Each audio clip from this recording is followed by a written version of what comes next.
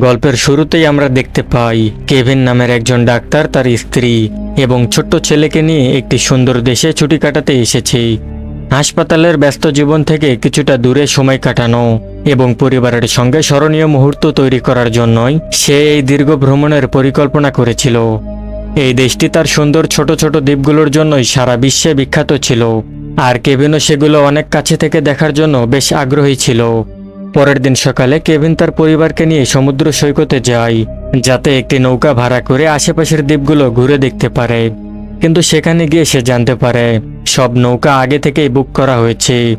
অনেক চেষ্টা করার পর সেখানে থাকা একজন লোক তাকে বলে একটু দূরে একজন লোক নিজের ব্যক্তিগত নৌকা ভাড়া দেন, হয়তো তিনি সাহায্য করতে পারবেন।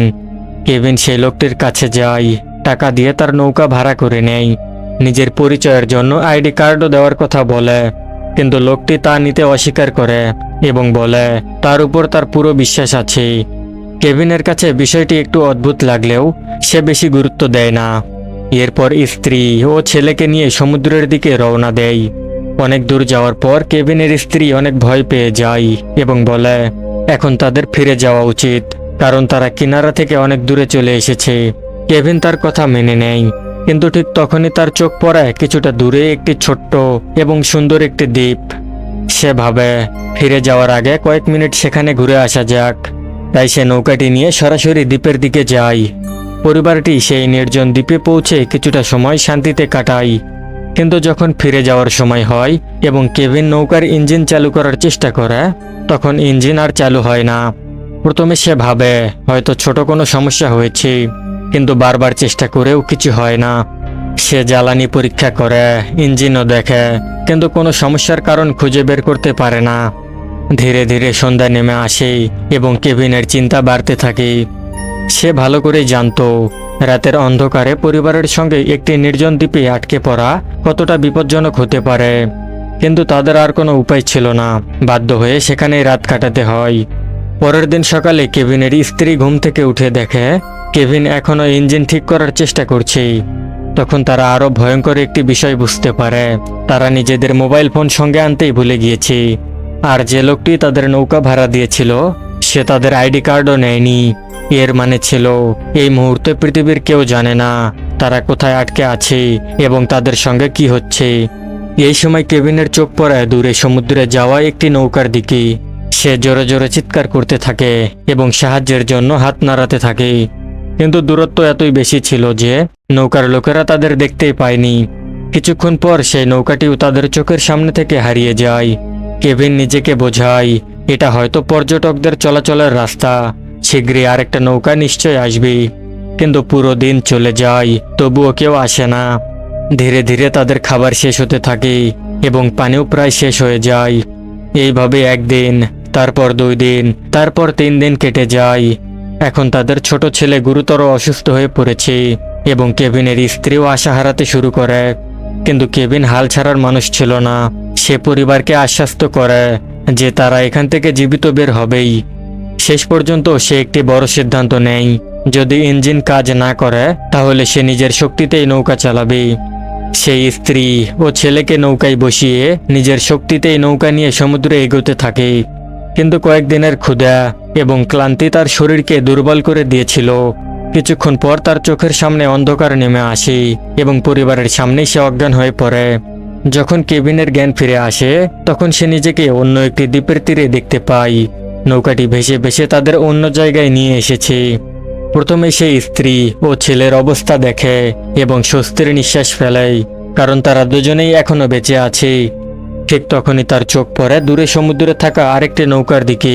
সে তার সব শক্তি দিয়ে সাহায্যের জন্য চিৎকার করতে থাকে, কিন্তু কিছুক্ষণ পর আবার সে অজ্ঞান হয়ে পড়ে। সে জানতো না এবার ভাগ্য তার পাশে দাঁড়াতে চলেছে, কারণ সেই নৌকায় থাকা 2 জন জেলে তাকে দেখতে পেয়েছিল। কিন্তু কেভিন জানতো না যাদের সে নিজেদের জীবনের রক্ষাকারী ভাবছে তারাই তার জীবনকে এমন এক ভয়ঙ্কর নরকে পরিণত করবে যার কথা সে কখনো কল্পনাও করেনি। জেলেদের একজন কেভিনের মুখে পানি ছিটিয়ে তার জ্ঞান ফেরানোর চেষ্টা করে এবং তাকে পান করার জন্য পানি দেয়। জ্ঞান ফিরে আসার পর কেভিন তাদেরকে নিজেদের পুরো ঘটনা খুলে বলে এবং জানায় যে সে পেশায় একজন ডাক্তার। কিন্তু লোভী জেলেটি যখন জানতে পারে যে কেভিন একজন ডাক্তার এবং হয়তো তার কাছে অনেক টাকা আছে, তখন তার মনে লোভ জেগে ওঠে। সে সরাসরি কেভিনকে জিজ্ঞেস করে তাকে সাহায্য করার বিনিময়ে সে কি পাবে। কেভিন কোনো দাবি না করে বলে সে তাকে ভালো পরিমাণ টাকা দেবে, কিন্তু জেলেটি এতে সন্তুষ্ট হয় না। কেভিন তাকে জানায় তার সারা জীবনের জমানো টাকা প্রায় $10,000 এবং পরিবারের জীবন বাঁচানোর জন্য সে তার পুরো সঞ্চয় দিয়ে দিতে প্রস্তুত। কিন্তু জেলেটি $1,00,000 দাবি করে এবং বলে যদি তার কাছে এত টাকা না থাকে তাহলে সে তার বন্ধু এবং আত্মীয়দের কাছে সাহায্য চাইতে পারে। পরিবারকে বাঁচানোর জন্য কেভিনের কাছে তার কথা মেনে নেওয়া ছাড়া আর কোনো উপায় ছিল না। কিন্তু ঠিক পরের মুহূর্তেই জেলেটি হঠাৎ তার লাঠি দিয়ে কেভিনের মাথায় জোরে আঘাত করে এবং কেভিন সেখানেই অজ্ঞান হয়ে পড়ে। যখন কেভিনের জ্ঞান ফিরে আসে তখন সে নিজেকে একটি নৌকার মধ্যে বাঁধা অবস্থায় দেখতে পায়, কিন্তু সেখানে তার স্ত্রী এবং ছেলে ছিল না। জেলেটি তাকে জানায় সে তার পরিবারকে সঙ্গে আনেনি, কারণ কেভিন শহরে গিয়ে পুলিশের কাছে গেলে তার পুরো পরিকল্পনায় নষ্ট হয়ে যাবে। সে পরিষ্কার বলে দেয় যতক্ষণ না সে তার চাওয়া পুরো টাকাটা পাবে ততক্ষণ পর্যন্ত সে জানাবে না যে কেভিনের পরিবার কোন দ্বীপে আটকে আছে। আর যেহেতু সমুদ্রে শত শত দ্বীপ রয়েছে, তাই কেভিন নিজের চেষ্টায় তাদের কখনোই খুঁজে বের করতে পারবে না। শহরে পৌঁছানোর পর কেভিন একটি ফোন বুথ থেকে নিজের বন্ধু এবং আত্মীয়দের ফোন করে সাহায্য চায়। শেষ পর্যন্ত সে অনেক টাকা জোগাড় করতে সক্ষম হয়, কিন্তু জেলেটি আবার একটি নতুন শর্ত দেয় পুরো টাকাটা এমন একটি অ্যাকাউন্টে ট্রান্সফার করতে যেটি তার নিজের নামেও ছিল না। নিজের পরিবারের জীবন বাঁচানোর জন্য কেভিন কোনো প্রশ্ন না করে তার সব কথা মেনে নেয়। টাকা পাওয়ার পর জেলেটি কেভিনকে তার অন্য একটি নৌকায় চড়তে বলে। কেভিন ভাবে এবার সে তাকে তার পরিবারের কাছে নিয়ে যাবে, কিন্তু নৌকার ভেতরে বসার সঙ্গে সঙ্গেই জেলেটি বাহির থেকে দরজা বন্ধ করে দেয় এবং বলে দ্বীপে পৌঁছানোর পর সে দরজা খুলে দেবে। কেভিন বাধ্য হয়ে তার কথা মেনে নেয় এবং ভরসা করে তার সঙ্গে যেতে থাকে। কিন্তু তারা শহর থেকে অনেক দূরে গভীর সমুদ্রে পৌঁছানোর পর জেলেটি হঠাৎ করেই তার নৌকা কেভিনের নৌকার কাছে নিয়ে আসে। কেভিন ভাবে এবার হয়তো সে দরজা খুলে তাকে বের করবে, কিন্তু তার বদলে সে একটি ধারালো যন্ত্র বের করে নৌকায় দ্রুত ছিদ্র করতে শুরু করে, যাতে নৌকাটি পানিতে ডুবে যায় এবং কেভিন চিরদিনের জন্য মারা যায়। অন্য জেলে জর্জ তাকে থামানোর চেষ্টা করে, কিন্তু লোভী জেলে তার কোনো কথাই শোনে না। কিছুক্ষণের মধ্যেই নৌকাটি দ্রুত পানিতে ডুবে যেতে শুরু করে। কেভিন নৌকার ভেতরে আটকা পড়ে যায় এবং তার বাঁচার কোনো উপায় ছিল না। জেলেটি মনে করে কেভিন মারা গিয়েছে, তাই সে সেখান থেকে চলে যায়, কিন্তু কেভিন এখনো বেঁচে ছিল। সে নিজের সমস্ত শক্তি দিয়ে নৌকার কাঁচ ভেঙে কোনোভাবে বাইরে বেরিয়ে আসে এবং পানির উপরে আসতে সক্ষম হয়। ভাগ্যক্রমে কিছুক্ষণ পর সেখান দিয়ে যাওয়া পর্যটকদের একটি নৌকা তাকে দেখতে পায় এবং তাকে উদ্ধার করে শহরে নিয়ে আসে।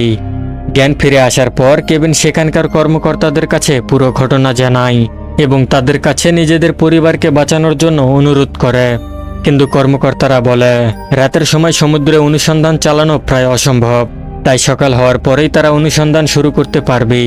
কেভিন তাদের বোঝানোর চেষ্টা করে যে তার পরিবারের কাছে এত সময় নেই, আর প্রথমে সেই জেলেটিকে খুঁজে বের করা দরকার, কারণ একমাত্র সেই জানে তার পরিবার কোন দ্বীপে আটকে আছে।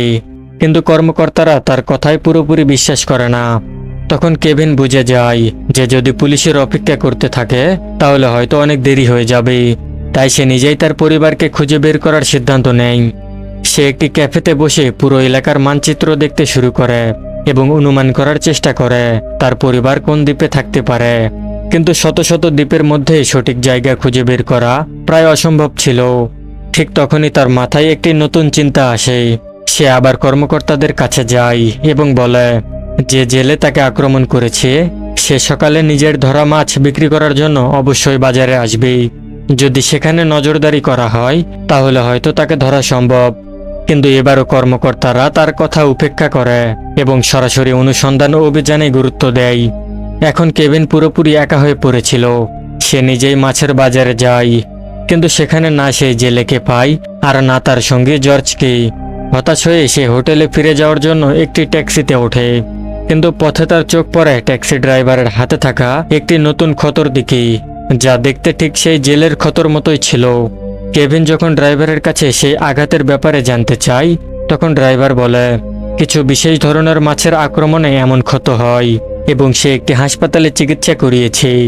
এইটা শুনেই কেভিনের মনে নতুন একটি আশা জেগে ওঠে, কারণ হয়তো প্রথমবারের মতো তার কাছে সেই জেলেকে খুঁজে বের করার কোনো সূত্র এসেছে। পরিবারকে বাঁচানোর শেষ আশায় কেভিন দ্রুত সেই হাসপাতালে যায় এবং সেখানে থাকা ডাক্তারকে নিজের পুরো ঘটনা জানায়। ডাক্তার তার অবস্থা এবং ঘটনা শুনে তাকে সাহায্য করতে রাজি হয় এবং তাকে সম্প্রতি চিকিৎসা নেওয়া রোগীদের রেকর্ড দেখার অনুমতি দেয়।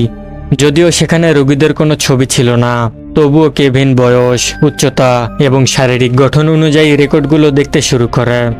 অনেক খোঁজার পর সে এমন একটি নাম এবং ঠিকানা খুঁজে পায় যা সেই জেলের সঙ্গে মিলে যায়। কেভিন আর সময় নষ্ট না করে সরাসরি সেই ঠিকানায় পৌঁছে যায়। বাড়ির ভেতরে সে একজন মহিলাকে দেখতে পায়। তখনই তার চোখ পড়ে দেওয়ালে ঝোলানো একটি ছবির দিকে। ছবিতে সেই জেলেকে তার নৌকার সঙ্গে দাঁড়িয়ে থাকতে দেখা যায়।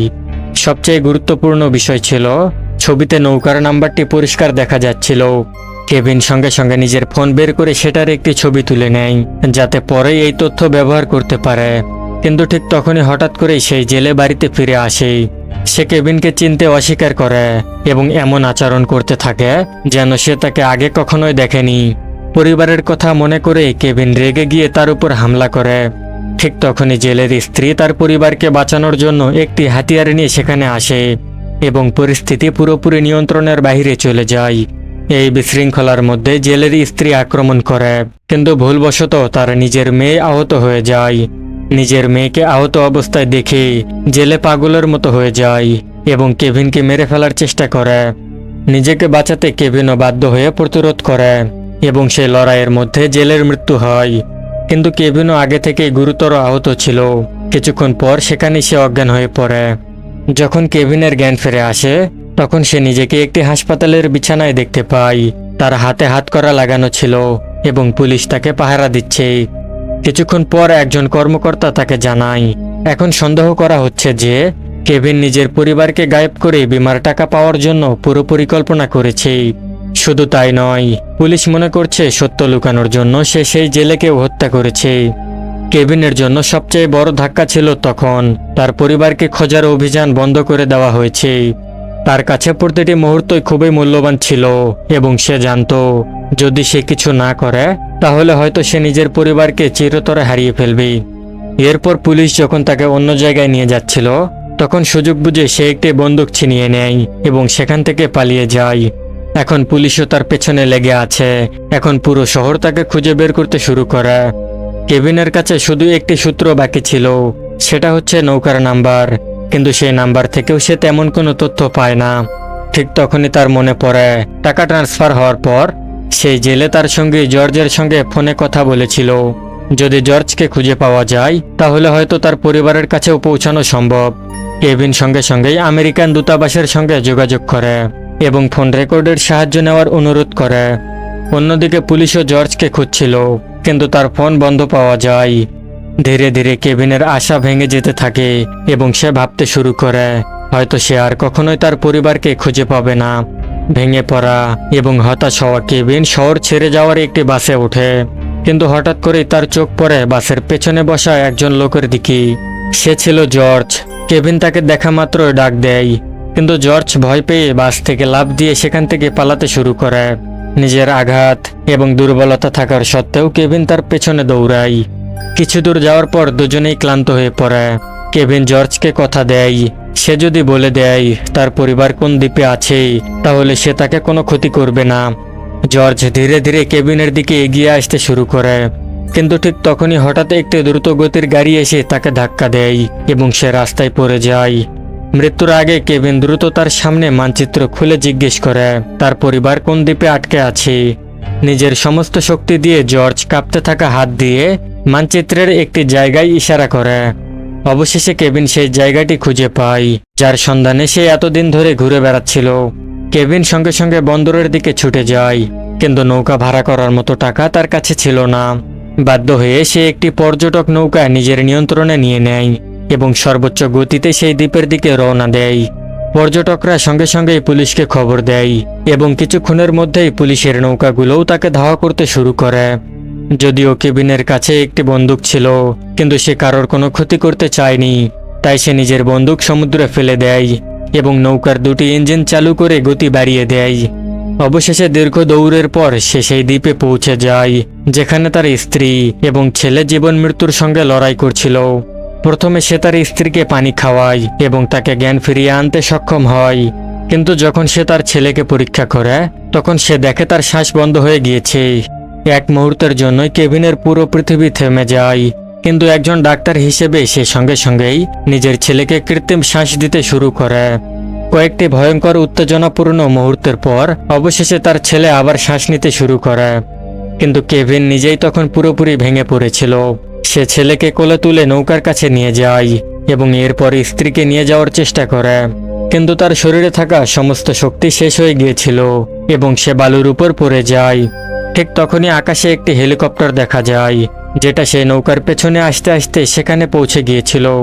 কেভিন শেষবারের মতো চোখ খুলে দেখে সেই হেলিকপ্টারটি তার দিকে এগিয়ে আসছে। এর মাধ্যমে গল্পটি আমাদের বুঝিয়ে দেয়, একজন বাবা নিজের পরিবারকে বাঁচানোর জন্য সব সীমা অতিক্রম করতে পারে এবং শেষ পর্যন্ত তার লড়াই বৃথা যায়নি। যদি এই গল্পটি ভালো লেগে থাকে তাহলে অবশ্যই কমেন্টে জানাবেন। আবার দেখা হবে পরবর্তী ভিডিওতে আরও একটি অসাধারণ গল্প নিয়ে। ধন্যবাদ।